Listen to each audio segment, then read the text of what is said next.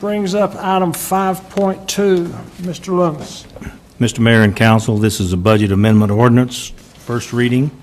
Consider budget ordinance amendment 31, amending the adopted fiscal year 2013-14 operating budget, respecting the capital program to amend capital improvement project 91190 City Hall improvements and to establish capital improvement program 8592 Godeke Library renovations, providing for a filing and providing for a savings clause. The amendment is for $866,000. I'll entertain a motion. So move. I'll second. So we talk about I have a motion and a second. Discussion, Mr. Girl. Yes, I asked this to be pulled. I'd like for an explanation for the general public and more detail for us, perhaps, on why this is far beyond what we'd originally been told is going to cost to remodel the proposed Godeke location. Would you kind of fill us in on that, please? Yes, sir. Good evening, Mayor, Council. One of the biggest reasons is when we first went into this project, we had a very compressed timeline. And so going into knowing we're ending a lease and we needed to get into a new operational library facility, we did our best estimates by what we had done 5 years earlier, going into the current Godeke branch that has just been shut down.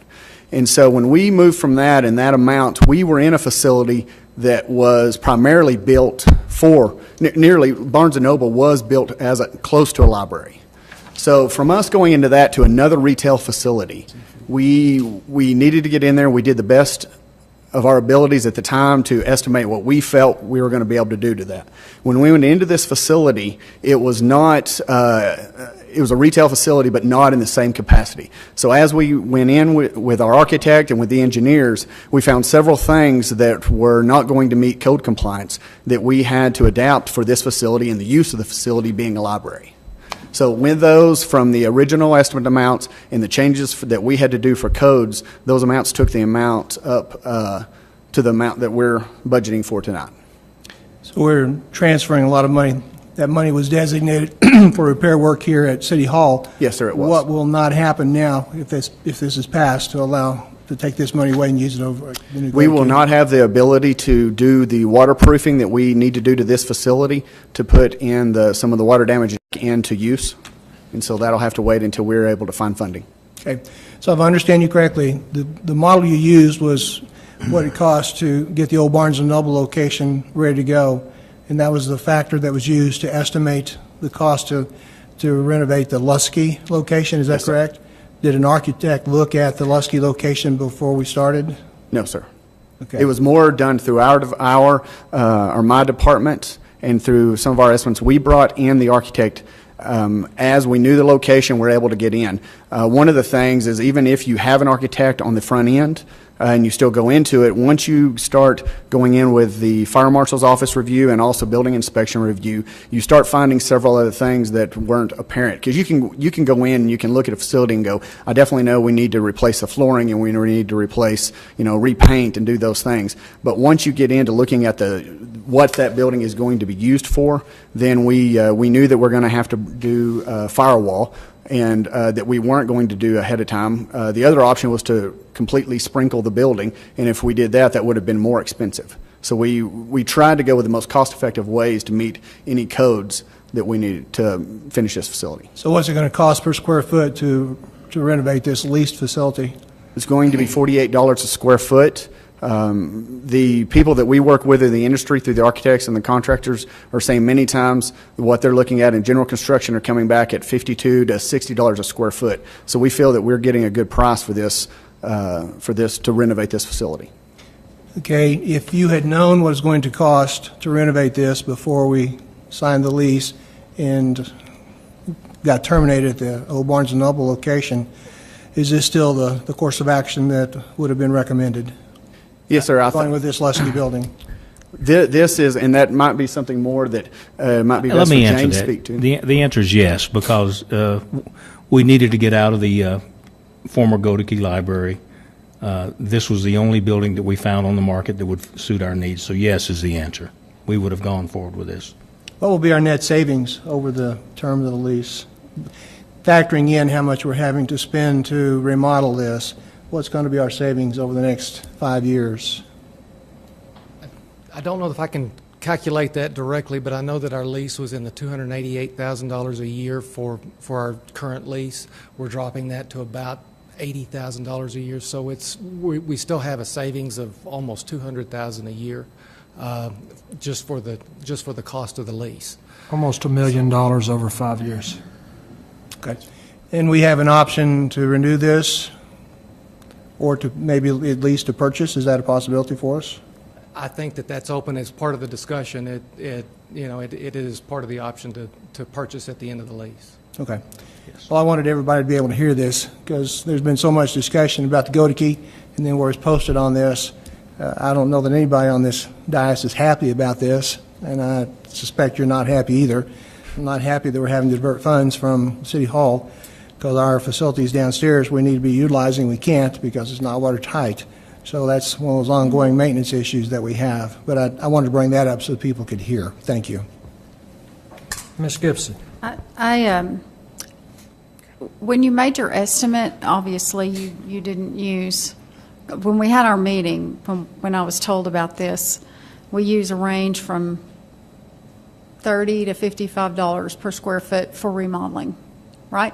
I think it was, Ms. Gibson, and I would go back to the original discussions and the timeline. Whenever we found out we were going to need to get a lease on this, we were asked what it was going to cost to get into it. And again, our point of reference was what it cost us to get into the current go-to-key lease, which was around $150,000 to $200,000.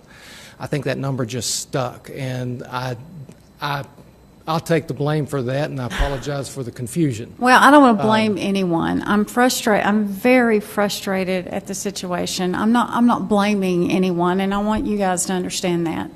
I'm very frustrated because even if we use, let's say, the $35 figure, this building's what, 17,000 square feet? This building's about 12,000, 12. Oh, well, even 12,000 square feet. Well, that's. Well, and it's as Wes said. I mean, it's about $48 a square foot. And like I said, whenever we first got into this, it was the point of reference was. If it's 12,000 square feet and we're fixing to put that much money into it, it's a lot more than $48 a square foot to remodel. It's more like 71. The construction price is $543,000. The $800,000 being moved over is for every facet of the operation. That includes the moving costs, the pod costs, the demolition cost. So that's the amount that I'm using for construction renovation is actually the $543,000. Is there?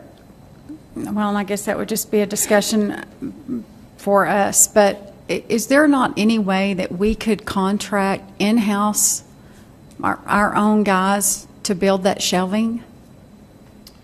The shelving is being put in. We're actually when we acquired the lease at the Barnes & Noble facility, they left their shelving. We are actually taking the shelving from that location to this one. We are not building new shelving. We are taking the used shelving from the Barnes & Noble facility. Wow. Okay. Well, I think my frustration is that we're in a good lease. The lease is a good lease, and with the option at the end. And it's a good savings. What I don't want to do is eat it up in something like this, is eat up all those savings. And I think that's where my frustration is. Because all of a sudden, here we are, and now we're, instead of $250,000 that we first all originally thought, it's $588,000.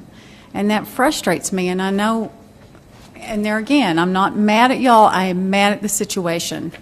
It just is very frustrating to me that all of a sudden the costs double. Yes, ma'am. And in those situations, yes, ma'am. And as I said, with our original compressed timeline going in from we needed an option, and this is a very good option for the citizens, for us to be able to go into this location to serve this part of the community. I agree. And for us to be able to do that. In that compressed, it's difficult for any department or any architect to be able to do a thorough evaluation. And even then, until you get into the details of a project, you're always going to find issues. Well, I just think we missed our guesstimate really bad. Maybe that's my problem. And I'm going to say this, too. The process should have been to have a month and to do a detailed assessment so that even before the lease was signed, that the council could have known what the price was going to be. And that was what we would like to have happened. Unfortunately, in this situation, it was, well, as Wes has said, it was a compressed timeline, and that step wasn't Well, I think we've available. remodeled enough buildings. I think we pretty much know how much a square foot it's going to cost us to remodel. It's not our first rodeo. No. So I just think we missed the guesstimate, but that's my personal opinion. Thank y'all, and I appreciate what y'all done. I really do. Any further discussion from the dais? All in favor? Aye. All opposed? Motion carries 6-0.